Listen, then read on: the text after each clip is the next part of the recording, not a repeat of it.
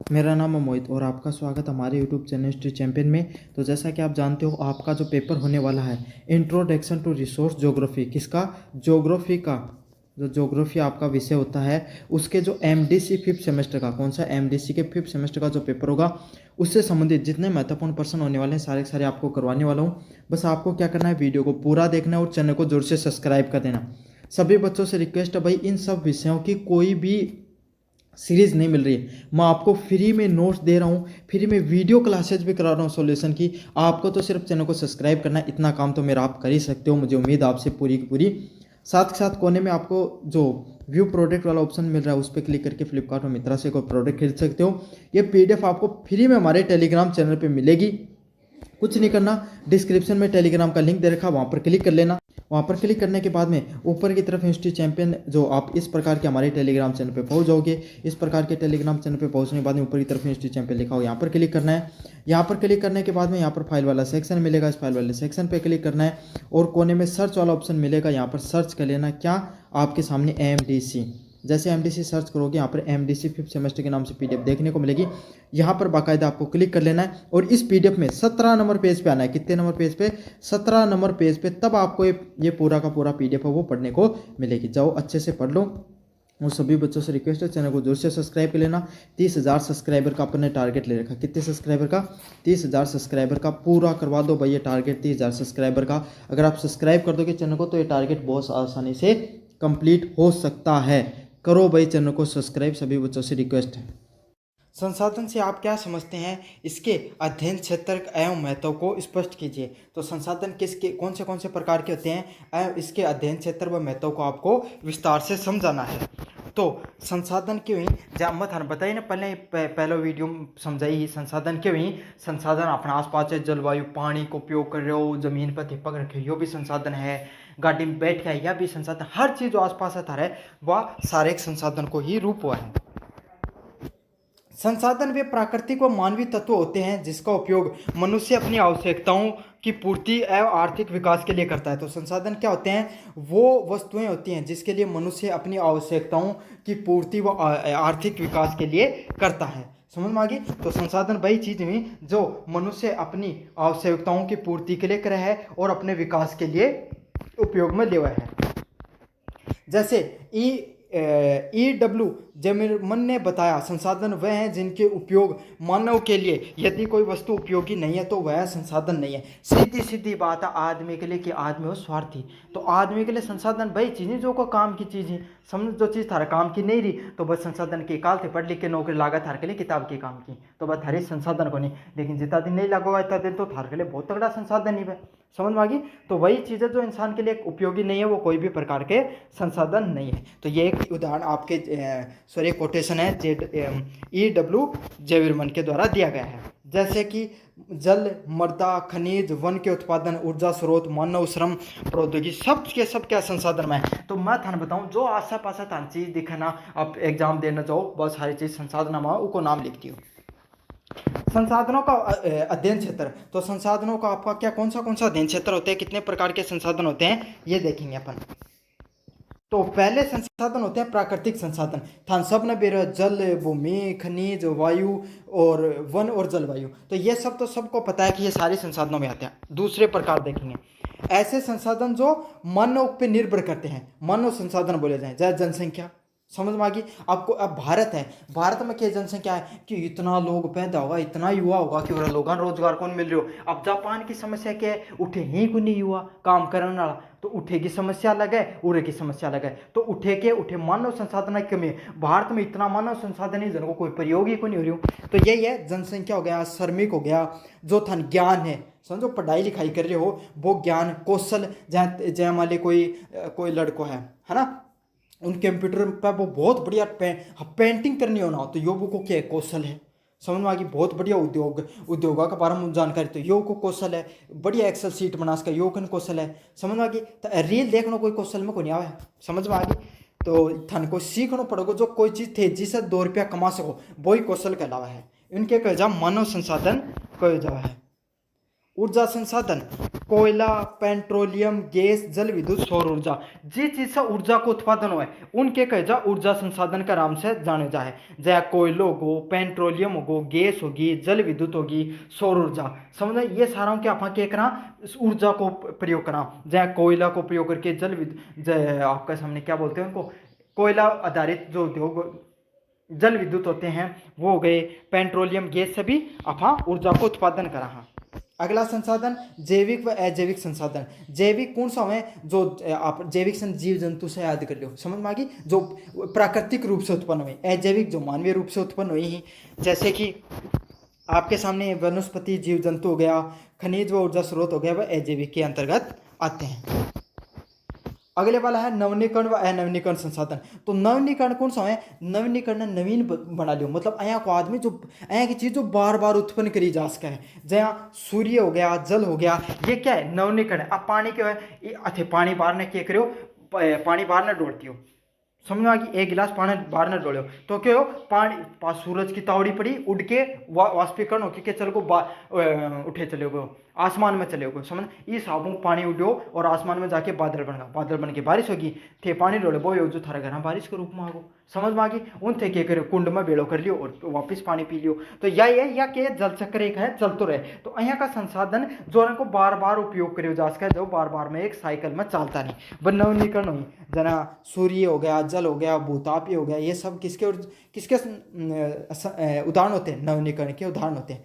अनवीनीकरण कोयला, पेट्रोलियम हो गया। अब थे गाड़ी में पेट्रोल गलायो कठे गयो, कौन बेर पाठ्यम था, यही है। तो जन को प्रयोग थे बार बार कौन कर सको, समझना, फिर वो नयो ही बनेगो, खत्म हो जाए वो नयो ही बनेगो, वो चीज को बार बार उपयोग करने हो उसका। तो इन कौन सा संसाधन बोले जाए, अनवीनीकरण संसाधन बोले जाए। कोयला ने जलायो थार गना कोयलो है भैया, उद्योग कोयलो अलग हुआ है, आप घर उपयोग करना वो अलग कोयलो है, उन चार कोल बोले जाए। तो उन्हें ले लेते हो उदाहरण में, इतना टेक्निकल जाने की जरूरत नहीं। घर कोयलन के करो, भट्टी जलाई, सर्दी आ रही है, अब थोड़ा सा दिन तो क्या होगा कि तो राख होगी, अब क्या कर लो, जो थोड़ी बना लोगों को। तो यो है, अब था नई लकड़ी जलानी पड़ेगी और नयो कोयलो उत्पन्न करना पड़ेगा। तो ये कहें का अनवीनीकरण आपके सामने उदाहरण होते हैं। कोयला, पेट्रोलियम, गैस हो गई, इन सब के उदाहरणों में इनको जाना जाता है। स्थानिक वितरणों की बात करें, संसाधनों का वितरण असमान होता है, जो भूगोल का मुख्य अध्ययन विषय है। तो जो स्थानिक वितरण के हैं, जो संसाधन हुई ना, जो संसाधन थारा आसा पासा देखने मिल रहे हैं, हमको असमान हुए। जय मान लो अब राजस्थान में कोई अपने बारिश वर्षा को नहीं है, नॉर्थ ईस्ट में इतनी वर्षा हो कि रुक रही नहीं है, समझ में आ गई थारा बात। राजस्थान में खनिज घना ही, बहुत गड़ा खनिज है, लेकिन अया का खनिज जन का कोई काम का ही नहीं इतना ज़्यादा, है ना। यहाँ का कोई लाइम स्टोन निकल रहा है, कोई कोट स्टोन निकल रहे हैं, बस पूरा बाठा ही बाठा निकल रही है, गला तो कोई काम को नहीं। अब थे उड़न जाओ बिहार का क्या झारखंड में, छत्तीसगढ़ में क्या निकला, कोयलो निकल रहे है, और आपके सामने क्या बोल रहे हैं लो निकल रहे, तो उठे के बड़ा स्तर पर उद्योग बनाए जा सके हैं। तो यही फर्क है, जो असमान वितरण हो संसाधनों, कठे ज़्यादा कठे कम। अब राजस्थान में पानी की कमी है तो संसाधनों की कमी है, जो भूगोल का एक मुख्य अध्ययन विषय है। और यही चीज़ है कि जो संसाधन है हर जगह अलग अलग क्यों है, यो ही के है जो आपके सामने मुख्य विषय है अध्ययन करने को। अब क्या संसाधनों का महत्व, इंपॉर्टेंस ऑफ द रिसोर्सेज का क्या महत्व होता है। पहला पॉइंट है आर्थिक विकास में योगदान। तो संसाधन पर आधारित उद्योग, कृषि, व्यापार, तो आर्थिक विकास। अब थान बेरे उद्योग होगा तो लोगों रोजगार मिलेगा, और रोजगार होगा तो लोगों पिस्सा होगा, तो यही है, और पिस्सा होगा तो आर्थिक विकास होगा। तो संसाधन पर आधारित उद्योग होते हैं, जैसे कृषि हो गया, व्यापार हो गया, उसको क्या बोला जाता है, ये क्या करते हैं, आपके व्यक्ति के आर्थिक विकास में योगदान देते हैं। फिर रोजगार सर्जन करना, तो मैंने पहले बता दियो भाई, उद्योग लगेगा तो रोजगार भी उत्पन्न होगा, लोग नौकरी मिलेंगी। तो जैसे खनन हो गया, तो जो है ना भाई, अभी थारा आसा पासा में कोई फैक्ट्री लगी है सीमेंट की, नौलगढ़ की साइड में, तो उठे के है या फिर कॉपर की खान मान लो, तो उठे लोगों रोजगार मिला कर, तो समझना, लोगों रोजगार मिले। ऊर्जा निर्माण के क्षेत्र में रोजगार उसका उत्पन्न हो जाता है। या फिर आपके आसपास कोई उद्योग हो तो उसका उदाहरण लेकर आप समझ सकते हो कि रोजगार उत्पन्न करते हैं। मानव जीवन की गुणवत्ता में सुधार, तो संसाधन से जीवन की आवश्यकताएं, वस्तुएं प्राप्त होती है। तो अब एक बात सोचो, अब थारे घर लाइट आवा है ना, अब आया कदे मान ली थारे गाँव में क्यों ट्रांसफर बढ़ गो, तो लाइट को नहीं एक दिन तक डिप्पी कौन से ढह गई, कोई कारण होगा। अब थे सौर ऊर्जा लगवा रखा है, आओ चाहे मत आओ, लाइट चाहे 24 घंटा चलेगी थाली। तो संसाधन को उपयोग करो सौर ऊर्जा को, और क्या हो थारो जीवन और सुलभ हो। समझ में आ गई। तो यही है, पहले आप गाड़ी पहले के इंसान उतार दादा परदादा ने पूछो वह कभी मोटरसाइकिल पर थोड़ा चला करता, पैदल चला करता ना। फिर क्यों लोग संसाधन के करो गाड़ियाँ को अनको निर्माण करना शुरू कर दिया। अब थे थोड़ी कदे जीवन में पैदल चलो, थे बाहर न 2 रुपया सामान लेना जाओ, जब भी मोटरसाइकिल लेके जाओ थे तो बाथरूम में ले जाओ, लेकिन देखो मैंने कौन बढ़ सको, यह लत है ना। तो यही है कि इंसान की जो जीवन की गुणवत्ता उसमें सुधार होता चला जाता है। राष्ट्रीय समृद्धि का आधार, तो प्राकृतिक संसाधनों से राष्ट्रों की ताकतों का पता चलता है। जी देश का पास जितना ज़्यादा संसाधन होगा वो उतना ज़्यादा विकसित होगा। अब चाइना के पास क्यों भाई, अब बहुत बढ़िया संसाधन था, जनसंख्या ज़्यादा बड़ी को नहीं है ना, जनसंख्या तो बहुत थी लेकिन उनको सही से उपयोग करेगा, मानव संसाधनों को अच्छे से प्रयोग करो। तो आज देखो कितना प्रगति करे, बाहर तो चाइना साथ ही था और बराबर ही गरीब था, और उनके पास भी इतनी जनसंख्या। आज अफला तो रोन लाग जाए कि हमारी तो जनसंख्या बोली है, तो जनसंख्या तो आस पास देशा की भी बोली, वह इतनी प्रगति क्यों करी, क्यों? क्योंकि वह इंस्टाग्राम पर रील देखने के बजाय उद्योगों को निर्माण करो, सरकारी नौकरियों पर ज़्यादा निर्भर कौन रहा, वह कि पूरी दुनिया ने बाजार ने अपनों बाजार मानो। समझ में आई, जब आज चाइना इतना विकसित हुए है। तो यही है, आप किसी राष्ट्र के पास कितने ज़्यादा उद्योग होंगे उतने ही ज़्यादा संसाधन होंगे, उतना ही उनके उद्योग विकसित करेंगे और उतना ही वो राष्ट्र है वो शक्तिशाली होगा। अगले वाला पॉइंट है वैज्ञानिक एवं तकनीकी प्रगति के माध्यम से। तो खनिज ऊर्जा आदि से तकनीकों का विकास होता है। तो थान मेरे 2 पैसा होगा तो तकनीक बनेगी, और तकनीक बनेगी तो कोई भी चीज़ है उसमें व्यापार में वृद्धि हुआ है। अगले वाला पॉइंट है राजनीतिक व रणनीतिक महत्व। तो तेल जल जैसे संसाधनों का अंतर्राष्ट्रीय टकराव भी देखने मिले। अब थे अभी जो वो थोड़ा सा दिन पहले पहलगांव को एक हमलो हुए थो, है ना, आतंकी हमलो हुए थो, तो वो बाद में भारत क्या करो, सिंधु जल समझौता बोले कैंसिल करो, बोले पाकिस्तान में पानी की जरूरत क्या ले है। समझ में आ गया था। तो यही है, राजनीतिक कारण भी बहुत अधिक डिपेंड करें। अब भारत पाकिस्तान की जो जीडीपी है वो 20 से 25% कृषि पर निर्भर करती है, और कृषि का सबसे बड़ा स्रोत कौन सा वहाँ पर, सिंधु जल है। तो सिंधु जल को अगर पानी नहीं जागो तो बहुत बड़ो जो डेंट लगा उनकी जीडीपी, बै गरीब ही अब तो और गरीब हो जाएगा। समझ पा रहे हो ना। तो यही चीज़ है, संसाधन है पर कभी कभी एक दूसरे पर निर्भर करते हैं। ध्यान राज्य में तो अपना पाकिस्तान के साथ है, आपने जो ब्रह्मपुत्र है उसे नॉर्थ ईस्ट पूर्व चल है, और वो सिर्फ उठे चाइना बहुत बड़ो डैम बना रहे है। समझ में आ गई। तो हम भी निर्भर हैं, वो भी हम पर निर्भर हैं, हम भी किसी पर निर्भर हैं। तो यही होता है, तेल जल खनिज हो गया। आप देखो तेल के लिए देख लो, भारत और जो भारत रशिया से तेल खरीदो तो अमेरिका खा रहे हो कि ना, अगर तू कन मार्कन खरीद मैं तुम छोड़ दूंगा, उद्योग में 50% ट्रैफिक लगा दो। तो यही राजनीतिक कारण भी बहुत अधिक होते हैं। अगले वाला पॉइंट है संसाधन संबंधी चुनौतियाँ, चैलेंजेस रिलेटेड टू रिसोर्सेज। तो अत्यधिक दोहन से संसाधनों की कमी देखने को मिलती है। तो बहुत अधिक क्या करांगा, अगर आप थे एक बात सोचो, थारे अपना आसा पासा कोई नदी को नहीं अपने क्षेत्र में, तो क्या करें लोग सिर्फ क्या पर निर्भर नहीं, जमीन वाला पानी पर निर्भर करें। अब धीरे धीरे थारा गाँव पानी की कमी आने शुरू होगी ना, क्यों ही, क्योंकि अपन जल का पानी पर निर्भर रही हो, एक आध नदी आया करती हूँ, इतना खड्डा खोद दिया कि पानी आ क्या जागो। तो यही चीज़ है, अब भूजल इसलिए अपना धीरे धीरे कम होता जा रहा है। प्रदूषण व पर्यावरणीय असंतुलन। तो अब क्या ज़्यादा गाड़ी घोड़ा होना, पहले कदे देखा करता ना आसमान एकदम साफ देखा करते हो, अब आसमान ने देखना पहली बात तो टाइम ही कठी है, लेकिन कदे भी देखियो दीपावली होली यहाँ का क्षेत्र में जो देखो अपना पूरा धुंध छा जाओगी, पहले यहाँ को नहीं आया करते हो। तो यही है, प्रदूषण और जो पर्यावरणीय असंतुलन भी देखने को मिलता है। संसाधनों का असमान वितरण, साथ के साथ जो संसाधन है वह असमान से वितरित भी दिखाई देंगे। अगले वाला पॉइंट है ऊर्जा का संकट, और इस चीज से क्या होता है, ऊर्जा का संकट है वो भी उत्पन्न होता है। निष्कर्ष की बात करें, संसाधन जीवन का आधार है, इसके संतुलित उपयोग करना, संरक्षण करना और सतत विकास की दिशा में प्रयास करना सबसे बड़ी आवश्यकता है। तो यही है, संसाधन है वह हर देश के लिए भी जरूरी है, उनको सही से उपयोग भी होना चाहिए, उन्हें बचा के भी रखना है। नहीं अया को नहीं कि मिल गा तो कर दो वह सफाई कर लें सारा यूज, अया नहीं करना है, उन्हें बचा के रखना भी है। उनको सतत विकास के वह कि मैं भी यूज करा, हमारी आने वाली पीढ़ी भी यूज करें, इस चीज़ के रूप में उनको बचा के रखना है। और इनका अध्ययन न केवल भौगोलिक दृष्टि से बल्कि आर्थिक, सामाजिक और राजनीतिक दृष्टि से भी बहुत ज़्यादा महत्वपूर्ण है।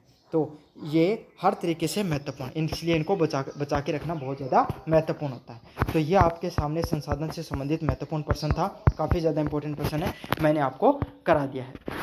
भारत है वो क्या है, एक अलग अलग प्रकार के जो खनिज संसाधन है उनसे क्या है, एक समृद्धपूर्ण देश है। भारत में आपको पता है सबसे ज्यादा अलग अलग प्रकार के खनिज है वो पाए जाते हैं, जिससे खनिज कोई भी औद्योगिक क्षेत्र होता है उसकी क्या होती है, रीढ़ की हड्डी होती है। भाई अगर आपको खाना बनाने के लिए जिस तरह की आटे की जरूरत होती है, उसी तरीके से किसी उद्योग को चलाने के लिए किसकी जरूरत होती है, खनिज की जरूरत होती है। इन खनिजों का जो वितरण है वो असमान रूप से देखने को मिलता है।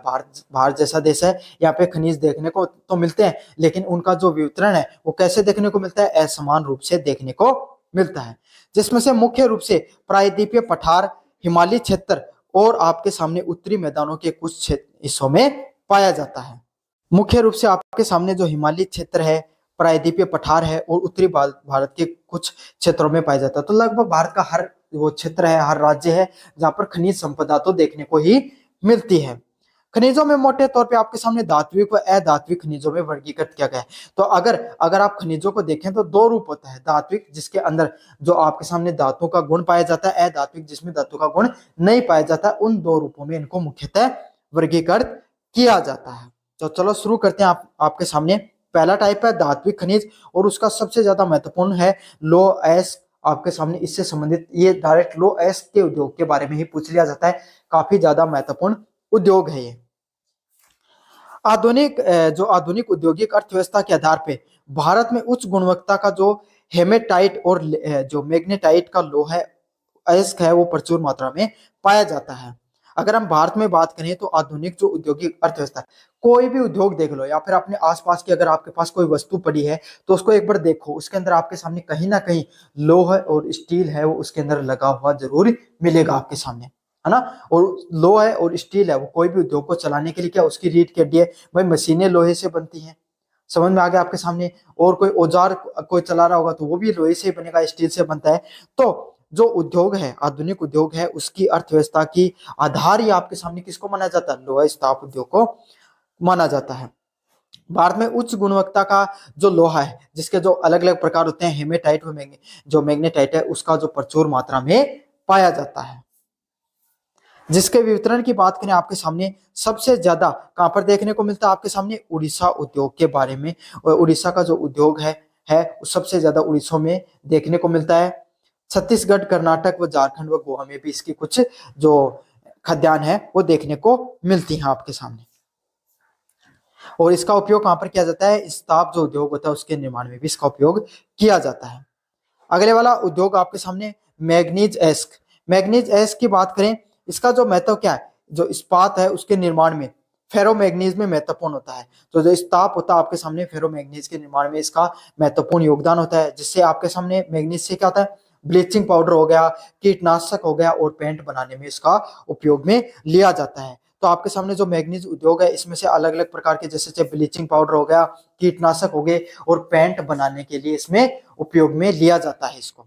तो मैग्नीज जो एस्क है उसका भी काफी ज्यादा महत्वपूर्ण खनिज है जिसको अलग अलग उद्योगों में इसका उपयोग में लिया जाता है। मुख्यतः इसकी बात करें तो उड़ीसा, महाराष्ट्र, मध्य प्रदेश व कर्नाटक में इसका सबसे ज्यादा उत्पादन देखने को मिलता है। कहां पर? उड़ीसा जैसे क्षेत्र में, महाराष्ट्र में, मध्य प्रदेश और कर्नाटक का जो क्षेत्र होता है यहाँ पर सबसे ज्यादा जो लोहा एस्क है, जो मैग्नीज है, उसका जो उत्पादन देखने को मिलता है। इसका भी आपके सामने उपयोग है इस्पात उद्योग में और रसायन उद्योग में। आपके सामने इसका सबसे ज्यादा उपयोग है वो देखने को मिलता है। अगले वाले उद्योग की बात करें आपके सामने बॉक्साइट का उद्योग। बॉक्साइट होता है आपके सामने एल्यूमिनियम के एस के रूप में जाना जाता है, जिसको हल्का, मजबूत व क्षारण की प्रतिरोधी होता है। तो एल्यूमिनियम के एस के रूप में, मतलब एल्यूमिनियम का ही एल्यूमिनियम निकलता है तब उसी के साथ बॉक्साइट भी निकलता है। हल्का होता है, मजबूत होता है और आपके सामने जो रस्टिंग लग जाती है, आपकी जंग लगने से प्रतिरोधक के रूप में उसका काम करता है। बॉक्साइट भी आपके सामने सर्वाधिक कहां पर पाया जाता है? उड़ीसा वाला क्षेत्र है, यहाँ पर बॉक्साइट सबसे ज्यादा देखने को मिलता है। गुजरात, झारखंड और महाराष्ट्र व छत्तीसगढ़ वाले क्षेत्र में भी इसका आपके सामने उत्पादन होता है, लेकिन सबसे ज्यादा कौन से क्षेत्र में होता है? उड़ीसा वाला क्षेत्र है, यहाँ पे सबसे ज्यादा इसका उत्पादन देखने को मिलता है। मुख्यतः बात करें आपके सामने एल्यूमिनियम उद्योग हो गया, जो विमानन हो गया, वह ऑटोमोबाइल उद्योग में इसका मुख्यतः इस उद्योग को आपके सामने ये बॉक्साइट है उसको उपयोग में लिया जाता है। किसमें? एल्यूमिनियम में। एल्यूमिनियम उद्योग, विमानन और ऑटोमोबाइल उद्योग में इसका मुख्यतः उपयोग में लिया जाता है। फिर आपके सामने देखने को मिलता है तांबा। तांबा भी सबसे महत्वपूर्ण जो धात्विक खनिज है उसमें से एक आता है, जिसका भी निर्माण भाई अलग अलग प्रकार की चीजों में होता है। पहला उत्कृष्ट चालक मतलब सबसे अच्छा चालक के रूप में भाई तार देखते हो अगर आप जिससे बिजली गुजरती है, उन तारों में आपके सामने सबसे तांबे का तो कहीं ना कहीं उपयोग देखने को ही मिलता है। समझ में आ गया? तांबा है वो सबसे ज्यादा क्या उत्कृष्ट चालक होता है, सबसे अच्छा चालक होता है। साथ के साथ नमनीय और आघात वर्धनीय भी होता है, मतलब इसमें जल्दी से आपके सामने क्या होता है, जल्दी से जंग भी नहीं लगती है, और डक्टाइल भी होता है, मतलब इसको आराम से मोड़ा भी जा सकता है, इतना ज्यादा कठोर भी नहीं होता है। मुख्यतः बात करें इसकी, जो आपके सामने जो देखने को मिलता है, ये कहाँ पर देखने को मिलता है, खेतड़ी है वो उस वाले क्षेत्र में देखने को मिलता है। राजस्थान का जो खेतड़ी वाला क्षेत्र है वहां पे ये देखने को मिलता है, इसकी जो खनन है वो किया जाता है। बालघाट का जो क्षेत्र है मध्य प्रदेश में, वहां पर इसका खनन देखने को मिलता है मध्य प्रदेश में, और मध्य प्रदेश इसका सबसे ज्यादा उत्पादन भी करता है। सिंह भूमि है जगह है वो झारखंड में इसका सबसे ज्यादा उत्पादन होता है। उपयोग की बात करें, तांबे को आपके सामने कहाँ कहाँ पर उपयोग में लिया जाता है, विद्युत तार होते हैं जो आपके सामने बिजली के जो तार होते हैं उसमें इसका उपयोग किया जाता है। इलेक्ट्रॉनिक्स हो गया, जो इलेक्ट्रॉनिक्स के अलग अलग जो इक्विपमेंट होते हैं उनमें इसका उपयोग किया जाता है, और रसायन उद्योग में भी तांबे का उपयोग किया जाता है। तो अच्छे से समझ लेना, विद्युत तारों में, इलेक्ट्रॉनिक्स में और रसायन उद्योग में इसका उपयोग किया जाता है। सोने की बात करें आपके सामने, सोना भी काफी ज्यादा महत्वपूर्ण जो आपके सामने खनिज है, जिसका आप सबको पता है आभूषण बनाने में सोने का उपयोग किया जाता है, निवेश में और औद्योगिक उपयोग में इसका उपयोग किया जाता है। तो आभूषण, चाहे आभूषण बनाना हो, चाहे निवेश करना हो, चाहे जो औद्योगिक उपयोग में इसका आप उपयोग कर सकते हो।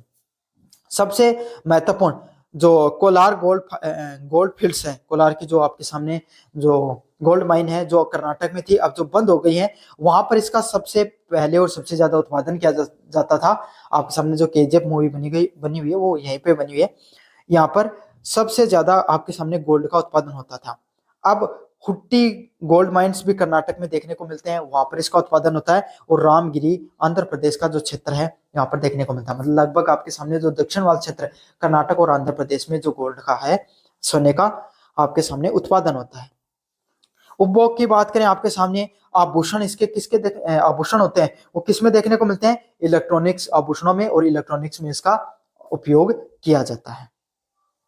ये थे आपके सामने जो धात्विक खनिज है वो। अब बात करते हैं अधात्विक खनिजों की तरफ, कौन से ऐसे खनिज है जो अधात्विक हैं और जिनका भारत में क्या होता है, उत्पादन होता है। सबसे पहला और सबसे महत्वपूर्ण जो इसके अंदर जो खनिज है वो कौन सा, अभ्रक खनिज है। अभ्रक खनिज की बात करें तो इसका क्या महत्व होता है, विद्युत का कुचालक के रूप में जाना जाता है। तो अभ्रक का जो खनिज है, इसको, ये कैसा खनिज होता है जिसको विद्युत का कुचालक होता है, मतलब इसमें विद्युत नहीं प्रभावित होती है, उष्मा का सुचालक होता है। और इसकी देखो विशेषता, देखो आपके सामने जो खनिज होते हैं उनकी विशेषता ये होती है, अगर उसमें आपके सामने मुख्यतः अगर जो विद्युत जाएगी तो वो उष्मा का भी सुचालक होता है, लेकिन ये उल्टा है, इसका विद्युत का कुचालक है लेकिन उष्मा का सुचालक है। साथ के साथ बहुत अधिक लचीला भी है। तो इसका जो ये सबसे जो उद्योग है ऐसे, जहां पर आपके सामने जो विद्युत के कुचालक के रूप में प्रयोग करना होता है तो अभ्रक का रूप में प्रयोग किए जाते हैं। इसकी बात करें, इसको अलग अलग क्षेत्र में जैसे झारखंड, आंध्र प्रदेश और राजस्थान में इसको उत्पादन देखने को मिलता है। और राजस्थान में, भारत दुनिया का सबसे बड़ा उत्पादक और निर्यातक कौन सा क्षेत्र रहा है अभ्रक के मामले में, राजस्थान रहा है। तो ये काफी ज्यादा महत्वपूर्ण है राजस्थान के लिए, इसको, इस पॉइंट को अच्छे से याद कर लेना। इसका उपयोग यहाँ पे किया जाता है, विद्युत और इलेक्ट्रॉनिक्स का जो उपयोग उद्योग होता है उसमें इसका मुख्यतः उपयोग देखने को मिलता है। अगले वाला प्रश्न आपके सामने, चूना पत्थर उद्योग।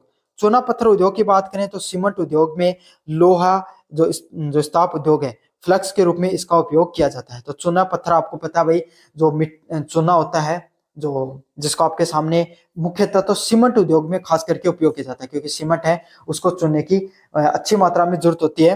तो सीमेंट उद्योग में और लोहा और इस्पात को निकालने में आपके सामने जो उपयोग किया जाता है, किसको, चूने पत्थर को, चूना का जो पत्थर होता है उसको उपयोग किया जाता है। साथ के साथ कोई रसायन उद्योग हो गया, कृषि उद्योग हो गया, विशेषकर उन सब उद्योगों में भी इसका उपयोग किया जाता है। वितरण की बात करें, राजस्थान, मध्य प्रदेश, आंध्र प्रदेश, गुजरात व कर्नाटक जैसे क्षेत्र में इसका क्या होता है, उत्पादन देखने को मिलता है। तो राजस्थान का जो क्षेत्र हो गया, मध्य प्रदेश व आंध्र प्रदेश का जो क्षेत्र हो गया, यहाँ पर इसका सबसे ज्यादा उत्पादन होता है। उपयोग की बात करें, सीमेंट, इस्पात और आपके सामने जो रसायन होते हैं उसमें भी इसका काफी अच्छी मात्रा में उपयोग होता है। चाहे सीमेंट उद्योग का हो, चाहे इस्पात का उद्योग का, चाहे रसायन में इसका अच्छी खासी मात्रा में इसका आपके सामने उपयोग किया जाता है। खास करके तो सीमेंट में सबसे ज्यादा इसका उपयोग किया जाता है और इस्पात को जो निकालने में, लोहे को और इस्पात को निकालने में, स्टील को निकालने में प्रयोग किया जाता है।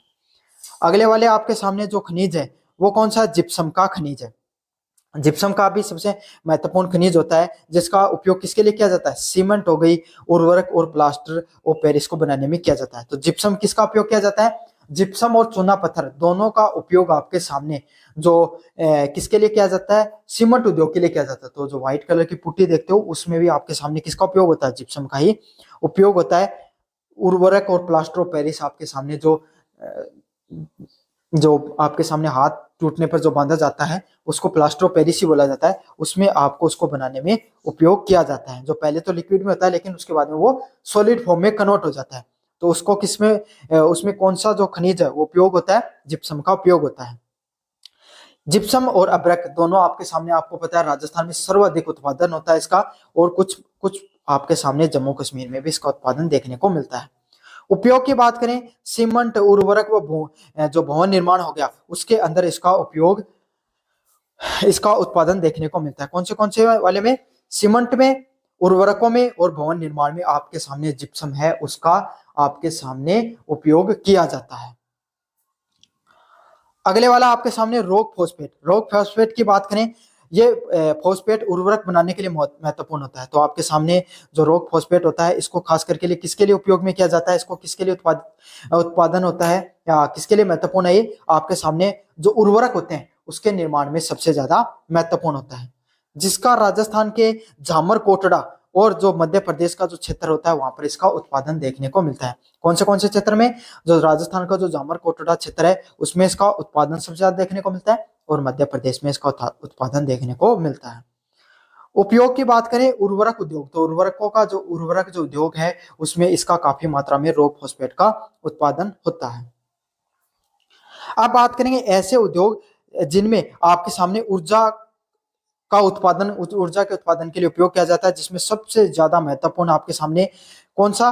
कोयले का उद्योग। कोयले से संबंधित भी आपके सामने काफी ज्यादा अच्छी मात्रा में पर्सन पाए जाते हैं। भारत में अच्छी खासी मात्रा में आपके सामने कोयला पाया जाता है। तो भारत का प्रमुख ऊर्जा स्रोत, मतलब अगर आप बिजली जो अपने घर में आ रही है तो अगर आप उसको देखोगे तो उसमें लगभग आपका जो ऊर्जा बिजली का उत्पादन किससे होता है आपके सामने? क्या तो कोयले से होता है या पानी से होता है? तो अभी भी भारत में सबसे ज्यादा जो कोयला है वो मुख्य ऊर्जा का स्रोत है ऊर्जा को बनाने के, जिसमें तापीय विद्युत जो उत्पादन देखने को मिलता है, इस्पात उद्योग में भी इसका उपयोग किया जाता है। तो आपके सामने जो तापीय विद्युत उद्योग है उसमें उपयोग करते हैं और जो इस्पात है उसके निर्माण में भी इसका उपयोग किया जाता है। राजस्थान में जो आपके सामने जो पूरे भारत में जो कोयला वो दो प्रकार से मुख्य पाया जाता है, जिसमें गोडवाना का जो कोयला है और जो उच्च क्वालिटी का जो कोयला होता है उसको गोडवाना का कोयला बोला जाता है। मतलब काफी पुराने समय का कोयला है, जो जितना आपको पता है कोयला है जितना ज्यादा पुराना होता चला जाता है उसकी क्वालिटी अच्छी होती चली जाती है। और तृतीय टर्सरी कोल बोला जाता है, वो थोड़ा कम, जो पीट जिसकी एक मुख्य प्रकार होता है वो कम आपके सामने क्या होता है? कम अच्छी क्वालिटी का कोयला होता है, जिसमें इसका उत्पादन सबसे ज्यादा झारखंड, उड़ीसा, छत्तीसगढ़, पश्चिम बंगाल में देखने को मिलता है। उड़ीसा इसका सबसे ज्यादा उत्पादन करने का कार्य करता है। इसका उपयोग आपको पता है भाई, कोयले का उपयोग विद्युत उत्पादन और इस्पात उद्योग में किया जाता है। किस किस में किया जाता है आपके सामने? जो विद्युत हो गई, इलेक्ट्रिसिटी हो गई, उसमें इसका उपयोग किया जाता है। विद्युत संयंत्र बनाए जाते हैं और उद्योगों में भी सबसे ज्यादा कोयले को एज ए ऊर्जा के रूप में उपयोग किया जाता है। और लोहे और इस्पात का उद्योग होता है उसमें भी इसका काफी अच्छी खासी मात्रा में उपयोग में लिया जाता है। अगले वाला है पेट्रोलियम और प्राकृतिक गैसें। तो ये भी ऊर्जा के लिए उपयोग किया जाता है भाई। पेट्रोलियम है भारत में कम मात्रा में निकलता है, भारत की जितनी जरूरत है उस हिसाब से तो कम निकलता है, लेकिन काफी अच्छी खासी मात्रा में तो पेट्रोलियम और प्राकृतिक गैसें निकलती हैं। महत्व की बात करें, भारत में परिवहन उद्योग में और घरेलू उपयोग में ऊर्जा के स्रोत में यूज किया जाता है। तो परिवहन हो गया, उद्योग हो गया, उसमें तो आपके सामने पेट्रोलियम का उपयोग होता है।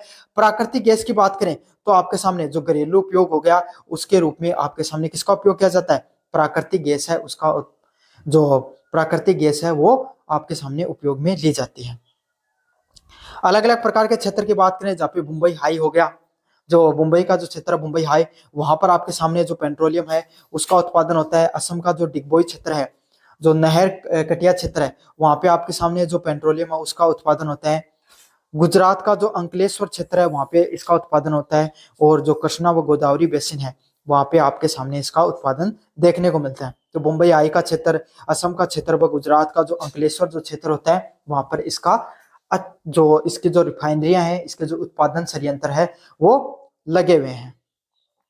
इसका उपयोग कहाँ पर होता है? आपके सामने ईंधन व पेट्रोकेमिकल, तो ईंधन में के रूप में आपके सामने परिवहन में, और पेट्रोकेमिकल इससे संबंधित आपके सामने जो और जो अन्य चीजें निकलती हैं, जैसे केरोसिन निकलता है, ग्रीस निकलता है, वैसलीन हो गया आपके सामने जो और अधिक जो क्रूड ऑयल में अलग अलग प्रकार की चीजें निकलती हैं, डीजल निकलता है पेट्रोलियम के साथ साथ।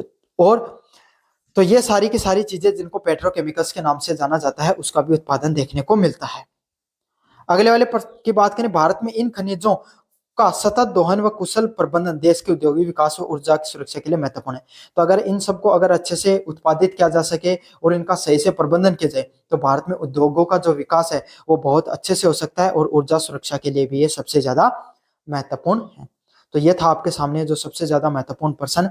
भारत में जो प्रमुख खनिज हैं, खनिज संसाधनों के बारे में अपने विस्तृत रूप से पढ़ा, काफी ज्यादा महत्वपूर्ण प्रश्न था। मुझे उम्मीद है आपको पसंद आया होगा वीडियो। चैनल को जरूर से सब्सक्राइब कर देना और अपने दोस्तों को जरूर से शेयर कर देना। धन्यवाद। आप इस प्रश्न को जरूर से कर दोगे। तो चलो शुरू करते हैं अपन वीडियो को। सबसे पहले बात करें अपन सामान्य परिचय की, तो जनसंख्या प्ररोशन माइग्रेशन क्या होता है? जब कोई व्यक्ति है वो जन समूह है, क्या करता है? जन समूह मतलब बहुत सारे लोग एक स्थान को छोड़कर दूसरे स्थान पर बस जाते हैं। जैसे आप में से क्या हो गया, काफ़ी विद्यार्थी होंगे जो अपने गांव को छोड़कर किसी शहर में कॉलेज के लिए अध्ययन करने के लिए जाते होंगे। तो काफ़ी लोग तो क्या करते हैं, सिर्फ अध्ययन के लिए जाते हैं और अपने घर पर वापस आ जाते हैं। लेकिन कुछ विद्यार्थी क्या करते हैं, वहीं पर रूम लेकर रहने लग जाते हैं, वहीं पर अपना स्थान बना लेते हैं कुछ दिन के लिए। या फिर कोचिंग करने के लिए आप किसी शहर में जाते हो तो उसी को किस नाम से जाना जाता है? जनसंख्या प्रवासन के रूप से जाना जाता है। आप कुछ लोग जा रहे हो तो एक व्यक्ति विशेष के रूप में माना जाता है, और पूरा का पूरा जनसमूह है भी क्या करता है, काफी बार है वो जनसंख्या का प्रवसन करता है। जैसे कि क्या हो गया, कोई क्षेत्र था वहां पे बाढ़ आ गई, समझ में आ गया, तो क्या करेंगे, सारा का सारा गांव का गांव खाली होकर दूसरी जगह बसने के लिए चला जाए कुछ समय के लिए, तो उसको भी जनसंख्या प्रवसन के रूप में जाना जाता है।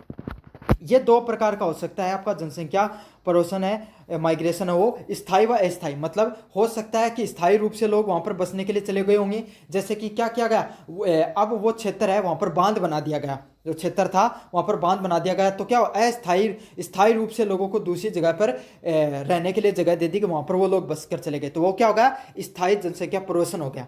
अब आप कोचिंग करने के लिए चले गए थे, कहाँ पर, वो वहाँ पर रहने लगे, तो कुछ समय के लिए गए ना, तो बाद में आप वापस अपने घर पे आ गए आपको नौकरी लगने के बाद में। तो यही है, इसी को किस नाम से जाना जाता है? अस्थायी जनसंख्या प्रवसन के रूप में जाना जाता है।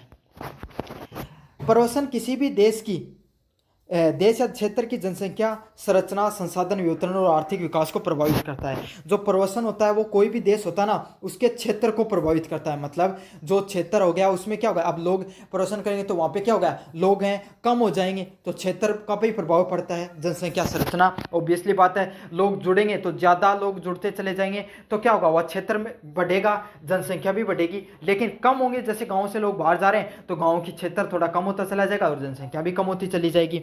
संसाधनों का वितरण पे भी फर्क पड़ता है। संसाधन वितरण जैसे समझ लो कि एक घर में अगर कोई समय 10 जने खाना खा रहे थे, अब 5 जने खाना खा रहे हैं, तो दोनों में अंतर आ गया ना, और वहाँ पे पानी कम यूज होगा, आप कोई भी संसाधनों का उपयोग करते हो उनका कम से कम उपयोग होगा, और आर्थिक विकास भी प्रभावित होता है। और वहाँ का जो, अब जैसे आप समझो शहर है, वो शहर क्यों डेवलप करते चले गए, क्योंकि वहाँ पर क्या, ज़्यादा से ज़्यादा लोग रोजगार के दृष्टिकोण से पहुँचते चले गए। जैसे पहुँचे तो लोगों ने वहाँ पे आर्थिक रूप से भी विकसित होते चले गए, लोगों की ज़रूरतों के अनुसार लोगों ने क्या किया, उद्योग बनाए, तो लोगों ने अपने कार्य किए, तो वो क्या हो गए, और अधिक विकास से विकसित और विकसित से और आगे बढ़ते चले गए। प्रवसन के प्रकारों की बात करें तो सबसे पहला प्रकार है जो माइग्रेशन का, वो कौन सा होता है, आंतरिक प्रवसन। मतलब एक देश में ही आप क्या करते हो, आपने प्रवेशन कर लिया, जैसे आप कोचिंग में पढ़ने के लिए चले गए, समझ में आ गया। आपने कोचिंग में पढ़ने चले गए, आप स्कूल कॉलेज में पढ़ने चले गए, उस शहर में रहने लगे, तो ये किस प्रकार का प्रदर्शन देखने को मिलता है? आंतरिक प्रदर्शन देखने को मिलता है। या ऐसे में देख लो कि आप किसी एक राज्य से दूसरे राज्य में क्या नौकरी लगे, जैसे आपने क्या किया, आप हो कहाँ के, राजस्थान के, लेकिन आपकी नौकरी कहाँ पर लग गई? कर्नाटक में लग गई। तो आप वहाँ पर क्या रहने लगे? वहाँ पर काम करने लगे, वहाँ पर ही रहने लगे। तो कैसे, किस प्रकार का प्रदर्शन है ये आंतरिक प्रदर्शन के रूप में जाना जाता है। उदाहरण के लिए मैंने आपको ये बता दिया। दूसरा देख लो, ग्रामीण और शहरी क्षेत्र का प्रदर्शन, मतलब ग्रामीण क्षेत्र से निकलकर लोग कहाँ पर जाते हैं? शहरी क्षेत्र में जाते हैं प्रदर्शन करने के लिए। तो ये कौन सा होता है? इसको आंतरिक प्रदर्शन के रूप में जाना जाता है। दूसरा प्रदर्शन कौन सा होता है? बाहरी प्रदर्शन।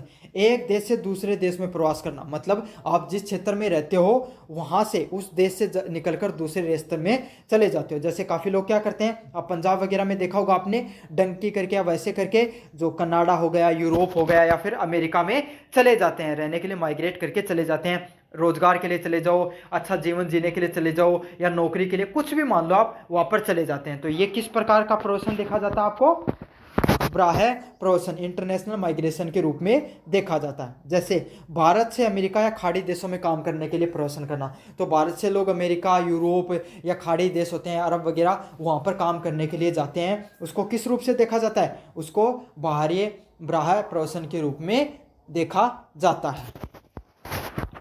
अगले वाला पॉइंट है स्थायी प्रदर्शन। स्थायी प्रदर्शन क्या होता है? जब व्यक्ति किसी एक स्थान को स्थायी रूप से छोड़कर दूसरे स्थान पर रहने लग जाता है। तो स्थायी प्रदर्शन, परमानेंट माइग्रेशन, यही है कि आप क्या करने लगे, जैसे आप अपने गांव से निकलकर शहर में रहे, आप शहर में आपने तैयारी की, वहीं पर नौकरी लग गई, आपने मकान भी खरीद लिया और वहीं पर रहने लगे परमानेंट रूप से। तो वो किस प्रकार का प्रदर्शन हो गया? स्थायी प्रदर्शन के रूप में, परमानेंट माइग्रेशन के रूप में उसको जाना जाता है। अगले वाला पॉइंट है अस्थायी प्रदर्शन। सीमित समय के लिए, जैसे मजदूरी, वर्ग, फसल के मौसम के अनुसार प्रदर्शन करना। मतलब काफ़ी बार क्या होता है, लोग मजदूरी के लिए किसी भी क्षेत्र में चले जाते हैं। जैसे कृषि का, आपको पता है कृषि जो होता है उसमें बीच में 2 से 3 महीने होते हैं जहाँ पर कोई कार्य नहीं रहता है। तो लोग क्या करते हैं, उसमें मजदूरी करने के लिए क्या तो कोई मिल में चले जाएंगे, या फिर कोई भी शहर में कोई अपना कार्य मजदूरी देखने के लिए चले जाएंगे। तो इस प्रकार के प्रदर्शन को किस तरीके से का एग्जाम्पल लिया जाता है? अस्थायी प्रदर्शन में देखा जाता है। या फिर आप भी कोचिंग वगैरह करने जाते हो, कॉलेज में पढ़ने के लिए चले गए हो, ये भी अस्थायी प्रदर्शन का ही एक भाग है। अगले वाला पॉइंट है स्वैच्छिक प्रदर्शन, वॉलेंटरी माइग्रेशन। तो जब एक व्यक्ति स्वयं निर्णय लेकर स्थान बदलता है, जैसे नौकरी या शिक्षा के लिए, तो कोई इंसान खुद की इच्छा से क्या कर रहा है, स्थान बदलने का कार्य कर रहा है। जैसे उसको नौकरी चाहिए या अच्छी शिक्षा के लिए अगर स्थान बदल रहा है, तो उसको किस प्रकार के प्रदर्शन में जाना जाता है? उसको स्वैच्छिक प्रदर्शन के रूप में जाना जाता है। समझ में आ गया? क्या करेगा, अच्छी नौकरी पाने के लिए, अच्छी शिक्षा पाने के लिए वो उसने क्या कर दिया, अपना घर छोड़ दिया अपनी इच्छा से, उसकी कोई मजबूरी नहीं थी, अपनी इच्छा से। जैसे आप कॉलेज में पढ़ने चले गए, तो आप कौन सा उदाहरण उसमें, स्वैच्छिक जो प्रदर्शन का उदाहरण है कि आपने अपनी इच्छा के लिए क्या किया है, घर का त्याग किया है, अपने जो स्थान है उसका त्याग किया है। अगला अविश्वास प्रेरित प्रदर्शन, मतलब क्या होता है, आपको फोर्स किया गया, आपकी मजबूरी हुई, इसीलिए आपने क्या किया, आपने अपने देश को छोड़ा है। जैसे यूक्रेन में युद्ध चल रहा है, तो काफ़ी लोगों ने माइग्रेट कर कर यहाँ पर आ गए। अभी जो रोहिंग्या जो होते हैं म्यांमार के, वो मुसलमान लोग छोड़कर अपने देश में आ रहे हैं। तो वो क्या आ रहे हैं, क्योंकि मजबूरी है भाई उनकी, वहाँ पर दंगे हुए हैं, वहाँ पर युद्ध हो रहा है, तो इसीलिए लोग वहाँ पर जाते हैं। जैसे युद्ध, दंगे व प्राकृतिक आपदा में लोगों को क्या करता है, अपना घर त्यागना पड़ता है, और वो कैसे करते हैं, मजबूरी में अपना घर त्यागते हैं। तो आप ये दे देना उदाहरण, यूक्रेन से लोग घर छोड़कर अन्य देशों में प्रवासन, किसका उदाहरण है, एक अविश्वास प्रेरित प्रवासन का उदाहरण होता है। किसी देश में युद्ध चलने लग गया, दंगे हो गए, और प्राकृतिक आपदा के कारण लोगों ने अपना घर छोड़ दिया है। अगले वाला पॉइंट क्या है, कॉज ऑफ माइग्रेशन, प्रवासन के क्या क्या कारण होते हैं। पहले वाला पॉइंट होता है आर्थिक कारण। तो लोग बेहतर रोजगार की तलाश में और बेहतर जीवन की तलाश में क्या करते हैं, अपना गांव है, अपना देश है, वो छोड़ते हैं। तो सबसे आज के समय आधुनिक जीवन में सबसे महत्वपूर्ण कारण क्या होता है, प्रवासन का आर्थिक कारण होता है। लोग किस लिए घर छोड़ते हैं, अपने रोजगार के लिए, रोजगार को पाने के लिए, बेहतर जीवन की स्तर सुधारने, मतलब आप अच्छे से निम्न से अच्छे जीवन का स्तर बनाने के लिए लोग क्या करते हैं, अपने गांव है स्थानों को छोड़ देते हैं। और साथ के साथ गरीबी से मुक्ति पाने के लिए लोग अपने जीवन को स्तर सुधारने के लिए क्या करते हैं, गाँव को छोड़ देते हैं, या फिर आपका जिस भी जगह रहते हो वहाँ पर छोड़ देते हैं। सामाजिक कारण, काफ़ी लोग विवाह, शिक्षा व पुण्य पारिवारिक पुण्य मिलन के लिए, तो काफ़ी लोग क्या आते हैं भाई, दूसरी जगह रहते थे, अब उनका क्या, आप सोचा कि अब अपने गांव में रहेंगे, तो क्या हो गए, शहर से वापस गांव में आ गए। तो सामाजिक कारण भी होते हैं, काफ़ी बार किसी इंसान का विवाह किसी दूसरे राज्य में हो गया तो वो वहाँ पर रहने लग गया। शिक्षा प्राप्त करने के लिए लोग दूसरे देश में, दूसरे गाँव में या फिर दूसरे शहर में, दूसरे राज्य में जाते हैं, तो वो भी एक कारण होता है। ये किसका उदाहरण होता है, सामाजिक कारणों में गिना जाता है। अगला क्या है, राजनीतिक कारण। तो कोई भी प्रवासन के कारण क्या हो सकते हैं, राजनीतिक कारण भी हो सकते हैं, जैसे युद्ध, आतंकवाद, जातीय व धार्मिक संघर्ष। तो क्या होता है, आपको पता है राजनीतिक कारण भी बहुत प्रमुख कारण है। आज के समय दो ही प्रमुख कारण, आर्थिक व राजनीतिक। आज के समय आपको देख रहे हो हर देश में लगभग युद्ध की परिस्थिति बनी हुई है। जैसे आप यूक्रेन रशिया की युद्ध की बात कर लो, साथ के साथ जो गाजा और इजराइल में चल रहा है उस युद्ध की बात कर लो, थोड़े से दिन पहले ईरान में भी हो गया था, जो और अलग अलग अफगानिस्तान वगैरह है, यहाँ पर भी चलते रहते हैं गृह युद्ध, और गृह युद्ध तो पता नहीं कितने देशों में इस समय चल रहे हैं। तो यही है, ये भी एक प्रमुख कारण होता है लोगों का अपने देश छोड़कर दूसरे देश में प्रवासन का। क्या होता है, राजनीतिक कारण भी एक प्रमुख कारणों में से एक रहता है, और जब लोग अपना देश छोड़कर दूसरे देश में चले जाते हैं, ये अपना शहर छोड़ के दूसरे शहर में प्रवासन करने के लिए चले जाते हैं। अगला क्या, पर्यावरणीय कारण। तो अब आपको पता है जलवायु परिवर्तन बहुत तेजी से देखने को मिल रहा है, तो अब धीरे धीरे पर्यावरणीय कारण भी बहुत महत्वपूर्ण कारण होगा पर्यटन के लिए। जैसे जो समुद्र के किनारे शहर हैं उनमें क्या रहा, उनका जलस्तर बढ़ रहा है, तो डूबने का खतरा भी उनका बढ़ रहा है समुद्री जलस्तर के बढ़ने के साथ साथ। तो बाढ़, सूखा, भूकंप, जलवायु परिवर्तन है, ये भी कुछ प्रमुख कारणों में से एक रहता है, जिसके वजह से लोग अपना घर त्याग कर कहाँ पर चले जाते हैं, दूसरे शहर या गाँव में चले जाते हैं। निष्कर्ष की बात करूँ, प्रवासन एक जटिल सामाजिक आर्थिक प्रक्रिया, मतलब जो प्रवासन है, माइग्रेशन है, ये बहुत ही कॉम्प्लेक्स और समाज में बदलने वाली प्रक्रियाओं में से है, जो न केवल प्रवासियों के जीवन को प्रभावित करती है। तो प्रवासन हो गया, उसके वजह से जो लोग अपना क्या करें, प्रवासन करें, उनका जीवन ही नहीं बदलता है, बल्कि गंतव्य और मूल स्थान दोनों की जो भौगोलिक, सांस्कृतिक व जनसंख्यिक दृष्टिकोण से चीज़ें बदलती हैं। तो आप जहाँ भी जा रहे हो वहाँ पर अपनी अपनी सभ्यता भी लेके जाओगे, अपनी संस्कृति लेके जाओगे, अपनी भाषा बोली सब कुछ लेके जाओगे, तो वहाँ पर क्या हो जाएगा, वहाँ पर भी उन लोगों की भी क्या होती है, जनसंख्या दृष्टिकोण से, सांस्कृतिक व विचारधारिक रूप से उनकी भी सोच में बदलाव देखने को मिलता है।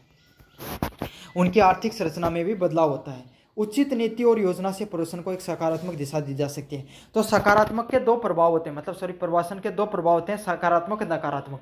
तो अगर सही से नीतियों का निर्माण किया जाए, सही से चीज़ों को संभाला जाए प्रवासन को, तो ये जो प्रवासन है, माइग्रेशन है, ये क्या हो सकता है, एक सकारात्मक रूप भी ले सकता है। और अगर इसको सही से नहीं देखा जा सके तो क्या हो जा सकता है, अगर जहाँ पर जो लोग आ रहे हैं तो वहाँ के लोगों में हीन भावना पैदा हो सकती है, और वहाँ पर दंगे या फिर नक्सलवाद हो गया, या फिर आप क्या देख सकते हो, जो रंग भेद है, वैसी विचारधाराएं भी पनप सकती हैं। तो अगर आप सही से नीतियों का निर्माण करना बहुत ज़रूरी है प्रवासन को नियंत्रित करने के लिए। दूसरा है, सरकारें वो प्रयास कर सकती है कि प्रवासन कम से कम हो। तो ये आपका जो प्रवासन से संबंधित प्रश्न है, लगभग हर एग्जाम में ये प्रश्न जरूर से देखने को मिलता है। आप अच्छे से आपने इसको वीडियो को पढ़ा होगा। तो आपको कैसा लगा वीडियो कमेंट बॉक्स में जरूर से बताना, चैनल को जरूर से सब्सक्राइब करना और अपने दोस्तों को जरूर से शेयर करना। धन्यवाद। आत्मक रूप से है वो भी कर दोगा। तो चलो शुरू करते हैं। भैया थारम लगभग बालक ही कृषि से जुड़े हुए हैं। बेरो थान सारी चीज़ों को है, लेकिन बेरो तो थान बड़ी चीज़ों को है, लेकिन ते हर चीज़ ने लिख कौन पाओ। तो लिखणों का है उन चीज़ें ने वो मैं थान बताऊँगा। पहले बात अपन समझांगा कि कृषि को अर्थ क्यों है। तो कृषि वह प्रक्रिया है जिसके माध्यम से मनुष्य भूमि में बीज बोकर सिंचाई व श्रम द्वारा अन्न, फल, सब्जियां, तिलहन, मसाले, उद्योग, फसल प्राप्त करें। तो सीधी सीधी बात है, जब मोर पलाव लगाणु लेके आर काट के मंडी में देने तक जो चीज़ करो ना, बात सीधी सीधी लिख दी थी। समझ में आ गई।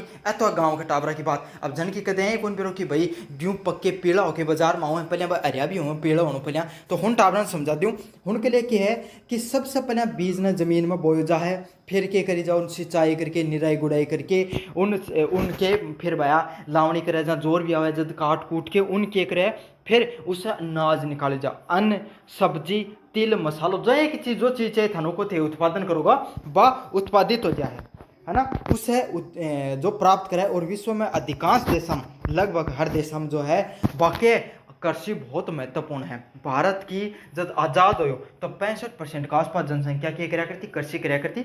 अब तो थोड़ो रेशियो वो गिरो है। अब बात करें विश्व के प्रमुख कृषि प्रकार। अब ये यहाँ से प्रमुख प्रश्न शुरू होता है कि विश्व में अलग अलग प्रकार की कृषियों के क्या क्या प्रकार होते हैं।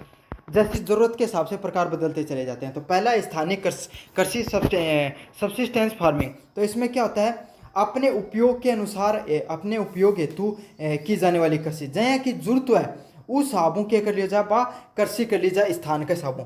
जैसे भारत, साउथ अफ्रीका और एशिया, यहाँ का देश जठे ना ज़्यादा विकसित को नहीं, कम कृषि का मामला में ज़्यादा टेक्नोलॉजी को नहीं है ना, ट्रैक्टर चला के बीज बोन टेक्नोलॉजी को उनको जा। अमेरिका जैसे देशों में और भी खतरनाक टेक्नोलॉजी है।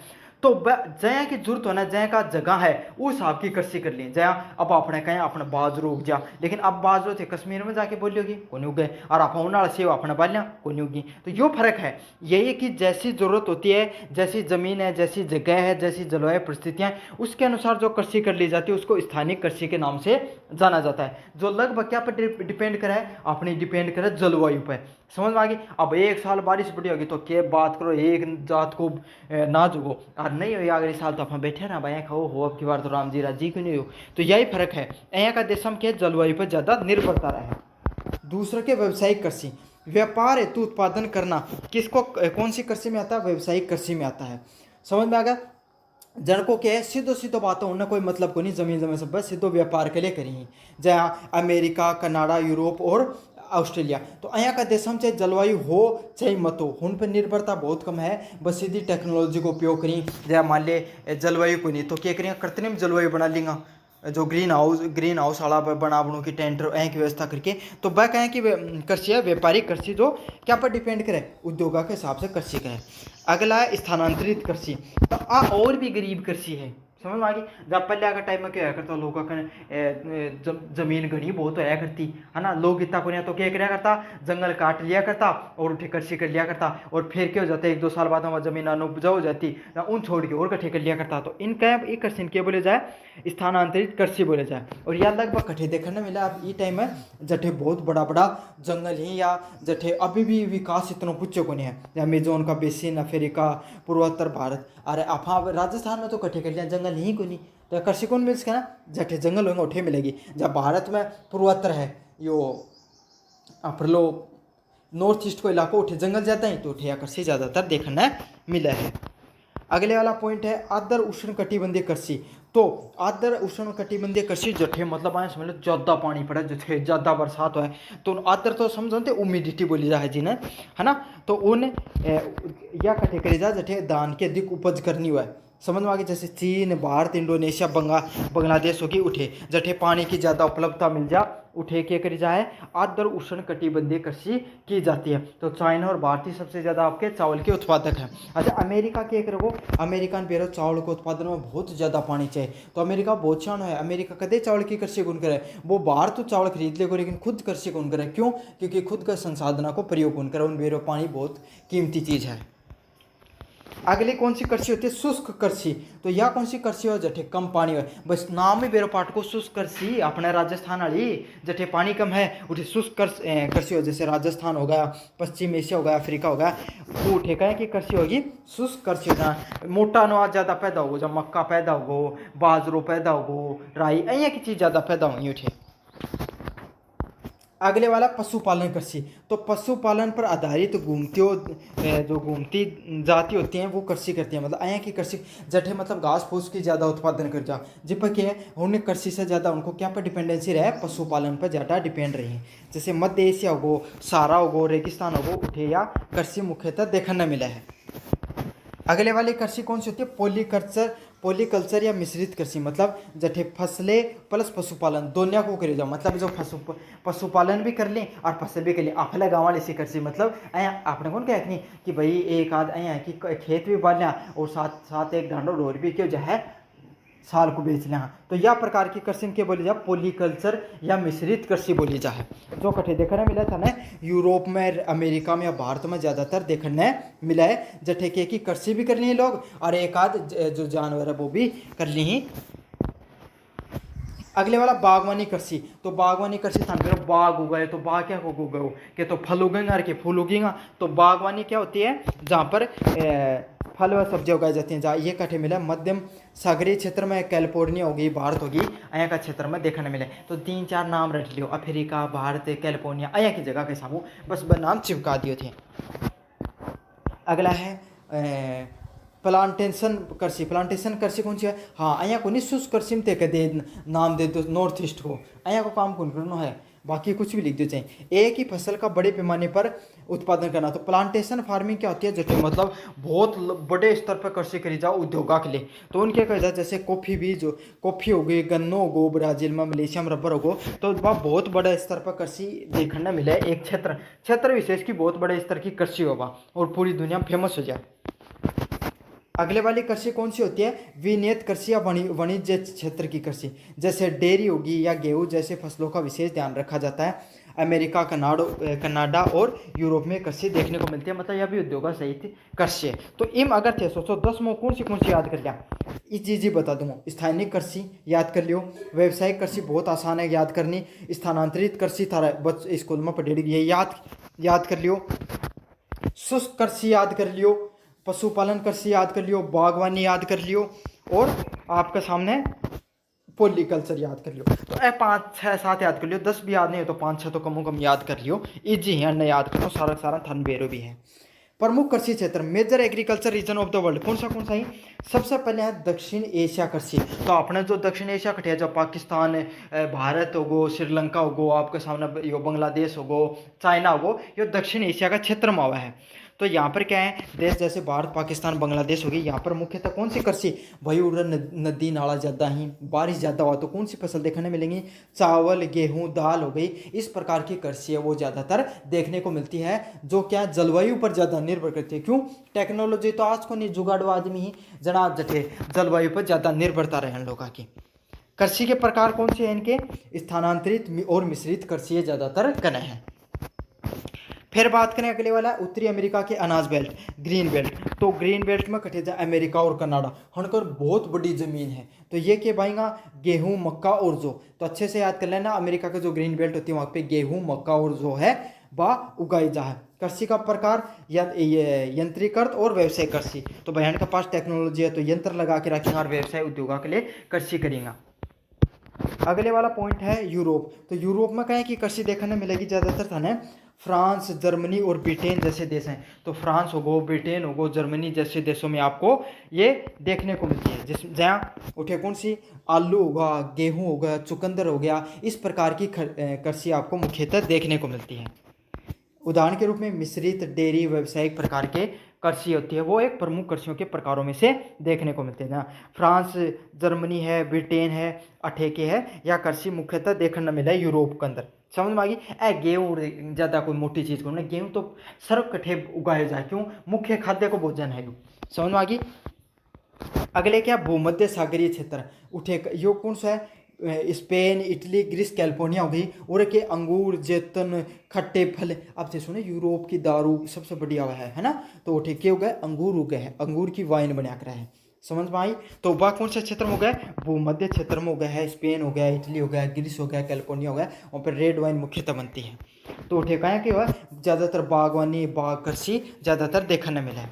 फिर आप पूछा अफ्रीका की तरफ, तो यो सारा व उप सारा क्षेत्र है। अब यो भी अफ्रीका सुको क्षेत्र है, पानी तो घनो है बनी। तो और क्या होगा? बाजरो, जवार, कसावा हो गया, ये होते हैं ना मोटो अनाज ज़्यादातर होगा। क्यों? मोटा अनाज ना पानी की जरूरत कम रहे। समझ आ गई? यहाँ पर भी क्या होती है? स्थानांतरित और पशुपालन खेती ज़्यादातर देखने को मिलती है। फिर अगला क्षेत्र है लैटिन अमेरिका। तो लैटिन अमेरिका के देश ब्राज़ील हो गया, ऑस्ट्रेलिया हो गया, इन सब क्षेत्रों में आपके सामने किस प्रकार की फसल देखने को मिलती है? गन्ना, कॉफ़ी, सोयाबीन है, इस प्रकार की फसलें मुख्यतः देखने को मिलती हैं। क्यों? ये भी देश के करीं आपका सामने भाई ब्राज़ील की कॉफ़ी है बहुत फेमस स्थान पे होता है ना। और जो गन्नों को अर्जेंटीना वगैरह में और सोयाबीन वगैरह मुख्यतः उगाई जाए। और यह कौन सी कृषि है? प्लांटेशन व्यवसाय के रूप में देखा जाता है। बहुत बड़ा मतलब यहाँ की फार्म है ना, फार्म हाउस पर ले लिया जाए, आपका सामने के बोले जाए, उन्हें बुक कर लिया जाए और उनमें खेती हुआ है। अपना गाँव का मान जो फार्म हाउस पर खेती है। चीन व दक्षिण पूर्व एशिया, तो चीन, वियतनाम, थाईलैंड है या आसपास का क्षेत्र ही उरे कृषि देखने मिला है। उरे के धान और चाय, तो थाने भी रहे चाइना की चाय और भारत की चाय फेमस है, और धान भी सबसे ज़्यादा अमेरिका जो चाइना ही उत्पादित करे। या किस प्रकार की खेती है, गहन व स्थानांतरित खेती। तो चाइना का तो वीडियो भी देखा होगा, छात पर भी उगा ली है, तो गहन कृषि देखने मिला है। अगले वाला पॉइंट आपके सामने, विश्व में कृषि के प्रकार भौगोलिक, जलवायु, तकनीक व सामाजिक कारकों पर निर्भर करते हैं। तो जो विश्व में जो कृषि का जो प्रकार है ना, ये किस चीज़ पर भाई, कहें कि भौगोलिक क्षेत्र है, कहें को भाई ज़मीन है, ज़मीन के आधार पर भी डिपेंड करे, है ना। जलवायु कहें की है भाई, पानी हुआ है, कोनी हुआ है, शुष्क है, आर्द्र है, या फिर ठंडी जलवायु ऊपर भी निर्भर करे है।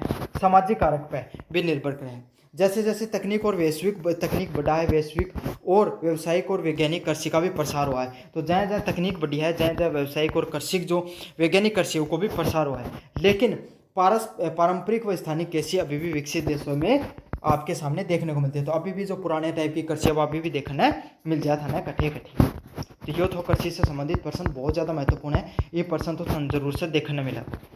अगले वाला प्रश्न है, लो इस्पात उद्योग की अवस्थिति को प्रभावित करने वाले मुख्य कारकों का विवेचना कीजिए। तो जो लो इस्पात को उद्योग है, उप जो अवस्थिति है, उन प्रभावित करने वाला कारक का बारे में थान बताना है।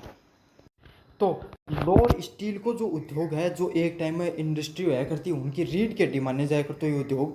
तो ये उद्योग को ऊपर थाने क्या करनी है, टिप्पणी करनी है कि भाई यो कौन सा कारका पर निर्भर करे। तो यो प्रश्न पढ़ लेगा ना, तो लो इस्पात से संबंधित तो और कोई प्रश्न थान पढ़ने की जरूरत कौन पड़ेगी। तो यो प्रश्न है, इनके बताया गया कि लो इस्पात उद्योग भारी उद्योगों में, मतलब जो बड़ा बड़ा उद्योग हुई उनकी श्रेणी में है। इसकी स्थापना अनेक भौगोलिक, आर्थिक एवं सामाजिक कारकों पर निर्भर करती है।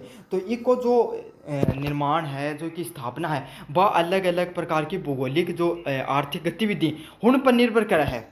ठीक है, इसकी अवस्थी को प्रभावित करने वाले प्रमुख कारक कौन से, तो कौन सा कारक पर निर्भर करे।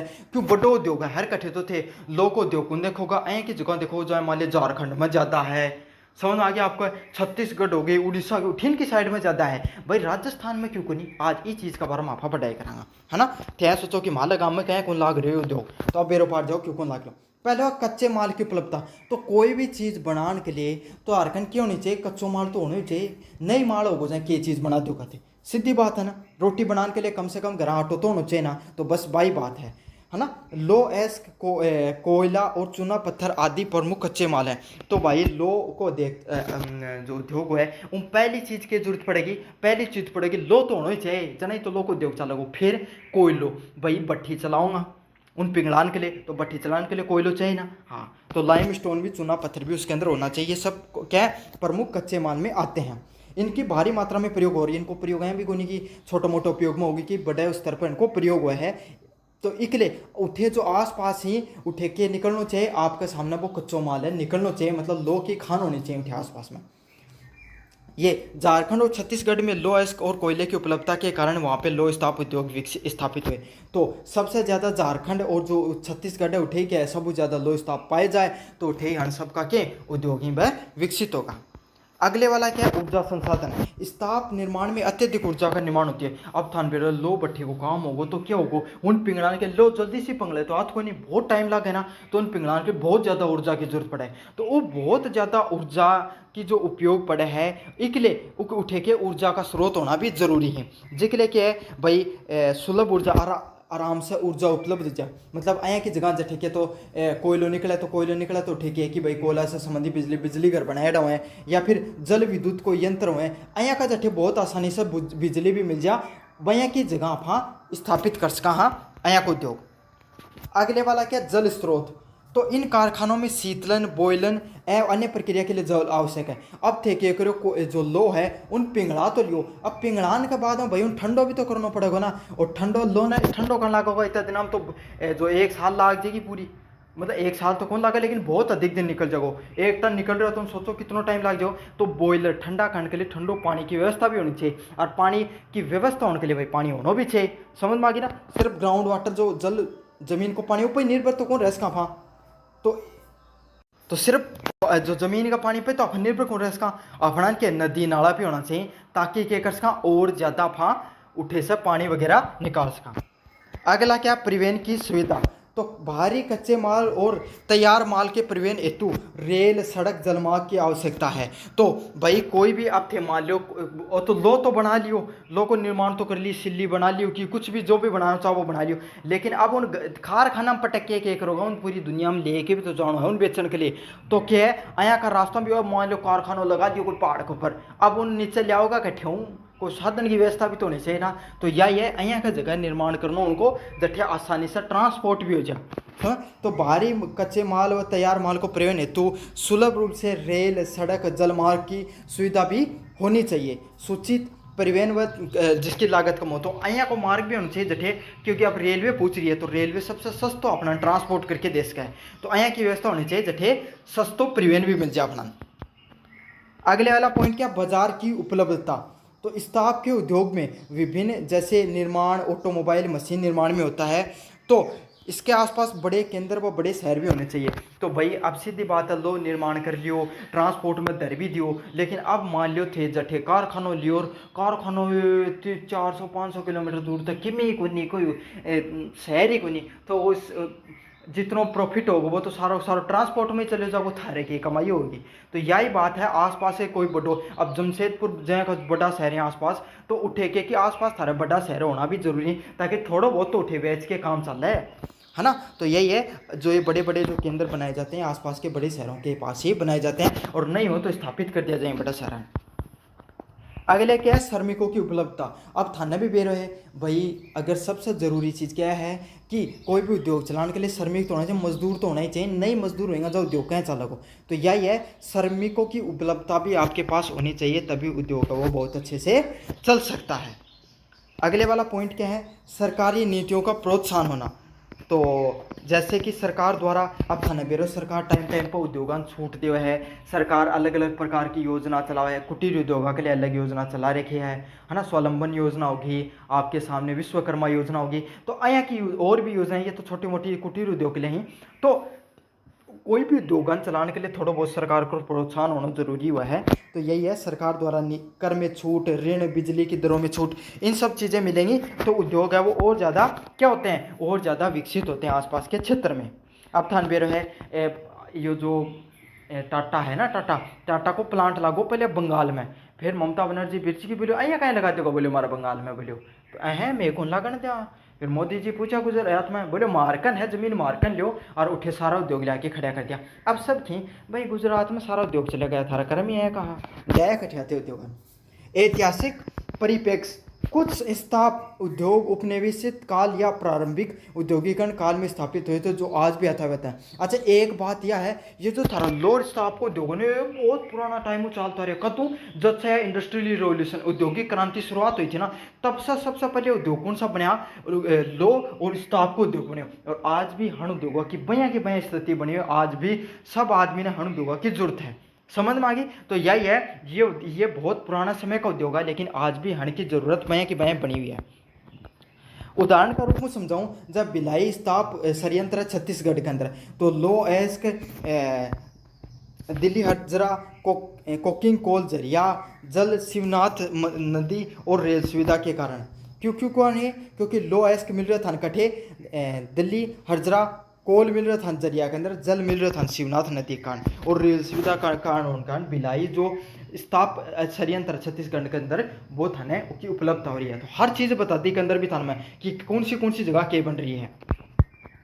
फिर क्या अगलो सबसे बड़ा उद्योग को केंद्र कौन सा, जमशेदपुर है झारखंड के अंदर। इम टिस्को कंपनी का जो टाटा की जो कंपनी है वो संयंत्र है, तो ठीक है, लो एस्क भी मिल रही है, कोयलो, जल, श्रमिक और टाटा द्वारा विकसित इंफ्रास्ट्रक्चर, सारी की सारी चीज़ें एक जगह मिल रही हैं, जिसका कारण क्या जो जमशेदपुर है झारखंड के अंदर उठे भी जो संयंत्र लागे हो, तो कम से कम भिलाई संयंत्र जो छत्तीसगढ़ के अंदर और जमशेदपुर झारखंड के अंदर, ए दो नाम तो याद करिए उदाहरण देने के लिए। निष्कर्ष की बात करें, लो इस्पात उद्योग की अवस्थिति अनेक भूगोलिक आर्थिक कारकों पर भी निर्भर करती है। तो जो लो इस्पात उद्योग है ना, यो अलग अलग चीज़ों पर निर्भर करे है, जब भूगोलिक होगा, आर्थिक कारक होगा, इन सब चीज़ों पर क्या करें निर्भर करे है।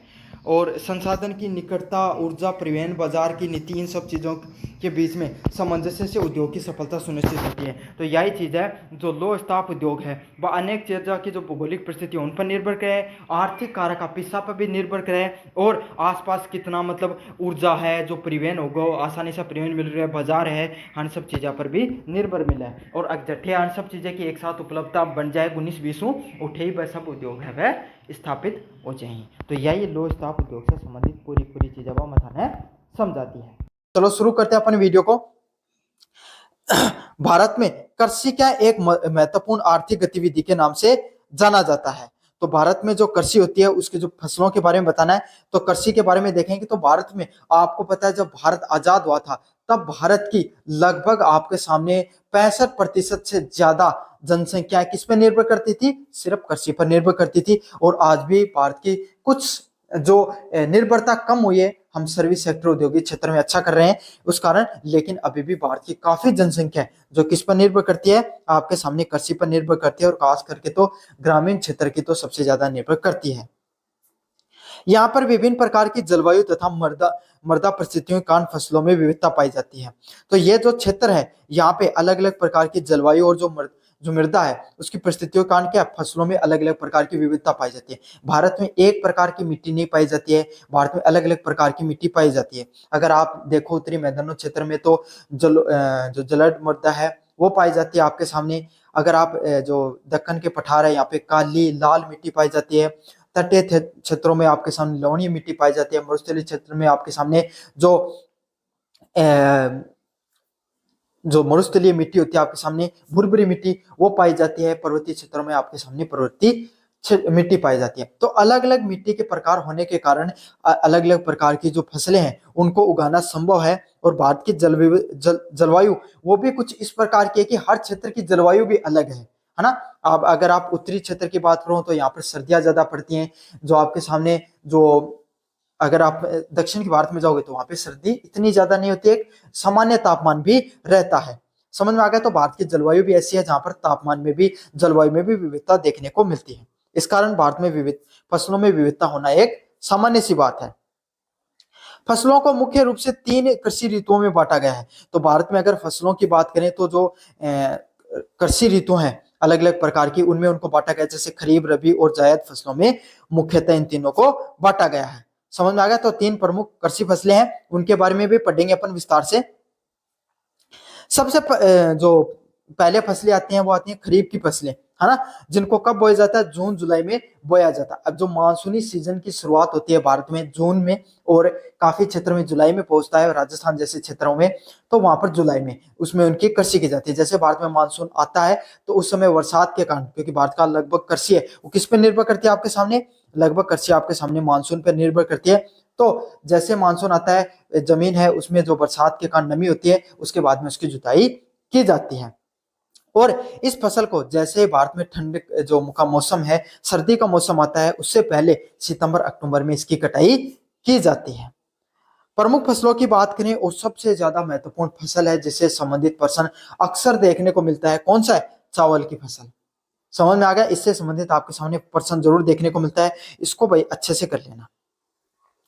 विशेषताओं की बात करें, भारत की मुख्य खाद्यान्न फसल के रूप में जाना जाता है किसको, चावल को, जिसमें सबसे उच्च तापमान आपके सामने लगभग 25 डिग्री से अधिक तापमान देखने को मिलता है और लगभग उच्च आर्द्रता भी देखने को मिलती है 100 सेंटीमीटर से अधिक। मतलब ये फसल उस वाले क्षेत्र में होगी जहां पर तापमान हमेशा 25 डिग्री से ज्यादा होगा। तो 25 डिग्री से ज्यादातर तापमान आपको कौन से क्षेत्र में देखने को मिलता है, उत्तर भारत में, पंजाब, बिहार, आपके सामने हरियाणा और यूपी, उत्तर प्रदेश हो गया, इस ये वाला वो क्षेत्र होता है जहां पर 25 डिग्री से अधिक तापमान मिलता है और हमेशा आर्द्रता ह्यूमिडिटी भी अच्छी होगी और 100 जो सेंटीमीटर है मिलीमीटर है उससे ज्यादा बरसात होनी चाहिए आपके सामने, तभी आपके सामने क्या है ये फसलें उगती हैं।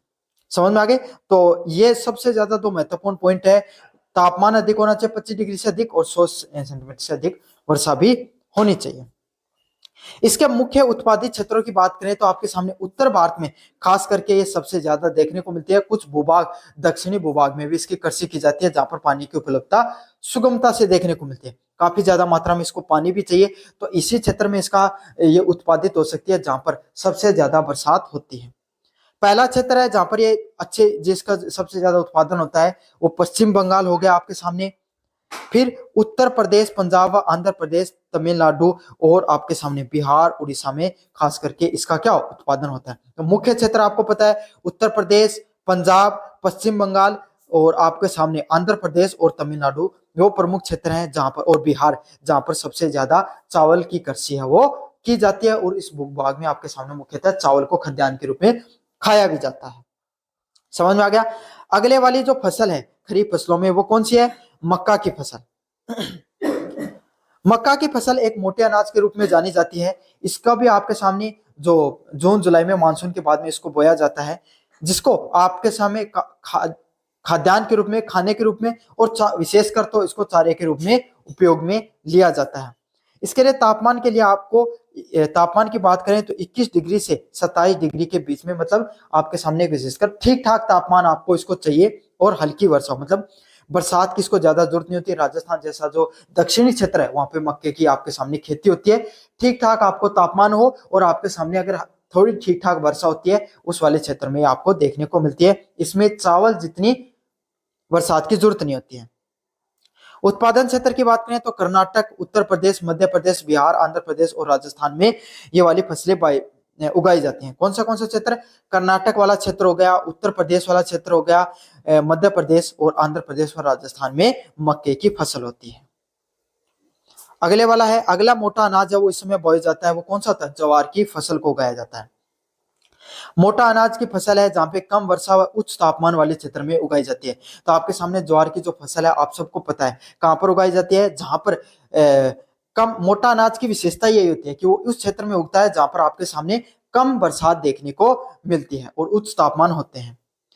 विशेषकर आपके सामने महाराष्ट्र, कर्नाटक, आंध्र प्रदेश और मध्य प्रदेश क्षेत्र में उगाई जाती है। तो अच्छे से याद कर लेना, महाराष्ट्र वाला क्षेत्र, मध्य प्रदेश वाला क्षेत्र और कर्नाटक वाले क्षेत्र में इसकी सबसे ज्यादा उत्पादन होता है ज्वार का। अगले वाला पॉइंट आपके सामने बाजरा। तो बाजरा आपके सामने बलुई व कम उपजाऊ मृदा में भी और कम वर्षा में होने वाली आपके सामने जो मोटे अनाज की फसल है, बाजरा एक ऐसी ही फसल है जो सबसे कम आपके सामने क्या होगा, बरसात होगी तो भी ये क्या हो सकता है, अच्छा हो सकता है, और इसको इतनी ज्यादा बरसात की भी जरूरत नहीं होती है। तो ये उस वाले क्षेत्र में होता है, खास करके राजस्थान का जो मरुस्थलीय क्षेत्र है जहाँ पे कम बरसात देखने को मिलती है, कम उपजाऊ भूमि है, बालू मिट्टी पाई जाती है, तो ये सब बाजरा है वहां पर उत्पादित होता है। खास करके राजस्थान का जो क्षेत्र है, पश्चिमी क्षेत्र हो गया, साथ के साथ उत्तर प्रदेश का कुछ क्षेत्र हो गया, और जो राजस्थान के लगती सीमाएं हैं गुजरात व हरियाणा में आपके सामने मुख्यतः बाजरा को बोया जाता है। अगले वाली फसल है खरीफ फसलों में कपास की फसल। काफी ज्यादा महत्वपूर्ण फसल है जिसमें मुख्य रूप से रेशेदार फसलों में इसको जाना जाता है। कैसा तापमान चाहिए आपके सामने? इसके लिए उच्च तापमान होना चाहिए और बरसात है वो भी हल्की होनी चाहिए, मतलब कम बरसात में और उच्च तापमान में इसका उत्पादन हो सकता है। 201 पाला रहित दिन होने चाहिए। इसके लिए सबसे जरूरी बात यही है कि इसमें आपके सामने पाला, मतलब ठंड नहीं पड़नी चाहिए ज्यादा दिन। सबसे इंपॉर्टेंट है 110 दिन इसको लगभग ऐसे चाहिए जिसमें ठंड है वो कम रहे और तेज धूप खिले। जितनी ज्यादा तेज धूप होती है उतने ही ज्यादा आपके सामने जो कपास है उसकी कृषि शानदार होती है। तो इसके लिए सबसे जरूरी आपके सामने 210 पाला रहित दिन होने चाहिए, मतलब कम सर्दी पड़नी चाहिए। काली मृदा है वो इसके लिए सबसे ज्यादा उपयोगी, इसीलिए आपके सामने मध्य प्रदेश और महाराष्ट्र में खास करके इसका सबसे ज्यादा उत्पादन होता है। काली मिट्टी है, रेगुर मिट्टी है, जिसको आपके सामने कपासी मिट्टी के भी नाम से जाना जाता है, वो मिट्टी इसके लिए सबसे ज्यादा उपयुक्त मिट्टी के रूप में जानी जाती है। उत्पादन क्षेत्र की बात करें, महाराष्ट्र, गुजरात, तेलंगाना और आपके सामने आंध्र प्रदेश और पंजाब हरियाणा का जो क्षेत्र है, विशेषकर उस क्षेत्र में आपके सामने सबसे ज्यादा इस जो कपास है उसका उत्पादन देखने को मिलता है। अगली फसल की बात करें आपके सामने गन्ना। गन्ना कैसी फसल होती है जहां पे उष्ण कटिबंधीय और आपके सामने उपोष्ण कटिबंधीय फसल है, जहां पर आपके सामने 21 से 27 डिग्री तक का तापमान होना चाहिए और मध्यम से ज्यादा अच्छे दर्जे की बरसात होनी चाहिए। मतलब वही गन्ने की फसल को आपके सामने सबसे ज्यादा क्या चाहिए होता है, सबसे ज्यादा पानी चाहिए होता है। तो अच्छे दर्जे की बरसात होनी चाहिए, 75 से 100 सेंटीमीटर की बरसात देखने को मिले। उत्पादन वाला क्षेत्र मिले की बात करें तो जहां पर क्या तो नदियां बहती हैं या फिर अच्छी मात्रा में बरसात होती है, उसी जो प्रदेश में इसकी जो आपके सामने क्या देखने को मिलते हैं, इसकी कृषि देखने को मिलती है। जैसे उत्तर प्रदेश का क्षेत्र है, महाराष्ट्र, कर्नाटक, तमिलनाडु, आंध्र प्रदेश व बिहार व गुजरात में इसकी विशेषकर फसल है वो देखने को मिलती है। कौन से क्षेत्र में? उत्तर प्रदेश में, महाराष्ट्र में, कर्नाटक और तमिलनाडु के क्षेत्र में इसकी सबसे ज्यादा जो क्या होता है, गन्ने का उत्पादन होता है। खास करके तो उत्तर प्रदेश में इसका सबसे ज्यादा उत्पादन देखने को मिलता है। ये थी आपके सामने खरीफ फसलें। अब बात करेंगे अपन रबी फसलों की। सर्द मौसम जैसे ही आता है, तो जैसे सितंबर अक्टूबर में आपके सामने जो खरीफ फसलें उनको काट लिया जाता है, उसके बाद में सर्दी के मौसम में आपके सामने क्या होती है, उस मौसम में आपके सामने जिन फसलों को बोया जाता है अक्टूबर से दिसंबर तक, और जिनको अप्रैल से जून मतलब गर्मी के आने से पहले भारत में, है ना, उनको काट लिया जाता है। उन फसलों को आपको क्या कहा जाता है? रबी की फसलों के नाम से जाना जाता है। विशेषकर आपके सामने सबसे पहले और सबसे प्रमुख फसल जो इसमें आती है, मतलब इस प्रकार की फसलें जिनको उत्पादित होने के लिए आपको किस प्रकार का जलवायु चाहिए, ठंडी जलवायु चाहिए, वो फसलें इसमें मुख्य प्रकार से आती हैं। पहली प्रमुख फसल है गेहूं की फसल, जहां पर भारत की दूसरी सबसे महत्वपूर्ण खाद्यान्न फसल है। भारत में पहले नंबर पे सबसे ज्यादा चावल बोया जाता है और उसके बाद में सबसे ज्यादा क्या बोया जाता है? गेहूं बोया जाता है, जिसको आपके सामने ठंडी जलवायु की जरूरत होती है। 10 से 15 डिग्री का तापमान होना चाहिए और 20 से 25 डिग्री का तापमान है कटाई के समय होना चाहिए। मतलब तापमान का बहुत बड़ा असर होता है आपके सामने रबी फसलों में, जहां पे 10 से 15 डिग्री का जो तापमान है वो बुआई के समय हो और 20 से 25 डिग्री का तापमान है वो आपके सामने कटाई का समय हो। आपके सामने ना सिर्फ यहाँ पर आपके सामने तापमान का महत्व है, बल्कि बरसात है या वर्षा है उसका भी बहुत अच्छा महत्वपूर्ण योगदान होता है। यहाँ पर लगभग 50 से लेकर 75 सेंटीमीटर तक बरसात की भी आवश्यकता होती है। मतलब मध्यम से अच्छे दर्जे की आपके सामने बरसात होनी चाहिए, 50 से लेकर 75 सेंटीमीटर की। और जिन क्षेत्रों में ही इसको उगाया जाता है, जहां पर क्या होता है, विशेष करके आपके सामने जो अच्छी मात्रा में बरसात देखने को मिलती है, या फिर जहाँ पे बुआई के लिए आपके सामने नदियां है या सिंचाई की पर्याप्त मात्रा में पानी उपलब्ध है, उसी क्षेत्र में गेहूं को उगाया जा सकता है, वरना गेहूं की फसल नहीं होती है। गेहूं का उत्पादन आपके सामने मुख्यतः उत्तर प्रदेश, पंजाब, हरियाणा जैसे क्षेत्र में इसको उगाया जाता है। समझ में आ गया? यहाँ पर अच्छी मात्रा में पानी मिल जाता है। साथ के साथ कुछ क्षेत्र होता है जहाँ पे मध्य प्रदेश और राजस्थान और बिहार में भी इसका उत्पादन देखने को मिलता है। अगले वाली जो फसल है वो कौन सी है? जौ की फसल। अगला जो अनाज है जो आपके सामने जो है, जो फसल बोई जाती है वो कौन सी? जौ की जो अनाज है वो उगाया जाता है। कम उपजाऊ फसल है, मर्दा व कम वर्षा वाले क्षेत्रों में उगाया जाता है। तो आपके सामने मतलब गेहूं से कम उपजाऊ वाली जमीन है जहां पर गेहूं नहीं उगाया जा रहा है, उस जगह में उसकी जगह क्या उगा देते हैं लोग? उसकी जगह उगाया जाता है आपके सामने जौ, जिसमें कम उपजाऊ जमीन चाहिए और कम वर्षा में ये आसानी से उग जाता है। विशेषकर आपके सामने राजस्थान, उत्तर प्रदेश और मध्य प्रदेश का जो क्षेत्र है, यहाँ पर उसका वो वाला क्षेत्र जहां पे आपके सामने उत्पादकता गेहूं की नहीं देखने को मिलती है, उस क्षेत्र में इसका उत्पादन किया जाता है। समझ में आ गया? तो राजस्थान, उत्तर प्रदेश और मध्य प्रदेश में इसका मुख्यतः उत्पादन देखने को मिलता है। विशेषताओं की बात करें, रबी की जो प्रमुख फसल है और तिलहन की फसल के रूप में जो अगले वाली फसल है वो कौन सी है? सरसों। सरसों की फसल कहां पर बोई जाती है? आपके सामने रबी की सबसे प्रमुख फसलों में से और तिलहन की फसलों में आती है, जहां पर जिसको राजस्थान, उत्तर प्रदेश, हरियाणा और मध्य प्रदेश में बोया जाता है। अगली जो सबसे महत्वपूर्ण फसल है वो है चना। चने जो रबी की ये भी प्रमुख फसल है, जहां पे मध्य प्रदेश, राजस्थान, महाराष्ट्र, उत्तर प्रदेश में इसको बोया जाता है। फिर जो आपके सामने जो बीच का मौसम आता है, जो सर्दी और गर्मी के बीच का मौसम आता है, जहां पे आपके सामने जो खाली रहता है, मार्च से लेकर जून तक पूरे भारत में ऐसा मौसम होता है जहां पर बहुत कम फसलें बोई जाती हैं। खाद्यान्न फसलें हो गई या वाणिज्य फसलें हो गई, वो कम बोई जाती हैं। तो उस समय आपके सामने जो बीच के समय में जायद फसलें उगाई जाती हैं, जो कम समय में जिनका उत्पादन हो सकता है और कम पानी में हो सकता है। तो इसमें कौन सी होती हैं? जो खाने पीने की जो विशेषकर जैसे तरबूज हो गया, खरबूजे हो गए, ककड़िया हो गए, सब्जी हो गई और चारे की फसलें हैं, वो मुख्य रूप से उगाई जाते हैं। इस समय ना तो नदियों में इतना पानी रहता है, ना आपके सामने जो सिंचाई है उसके लिए आपको मुख्यतः किस पर निर्भर होना पड़ता है, भूजल पे होना पड़ता है, या फिर अगर नहरी क्षेत्र हो तो वहां पर होना पड़ता है, या कोई सिंचाई परियोजना चल रही है उस पर आपको निर्भर होना पड़ता है। तो ये फसलें वहीं पर उगाई जा सकती है जहां पर आपके सामने सिंचाई की पर्याप्त मात्रा में संसाधन उपलब्ध हो, वहीं पे आपके सामने इन फसलों को उगाया जाता है। जहाँ पे उत्तर प्रदेश, पंजाब, हरियाणा और राजस्थान के कुछ भूभागों में इन फसलों को उगाया जाता है।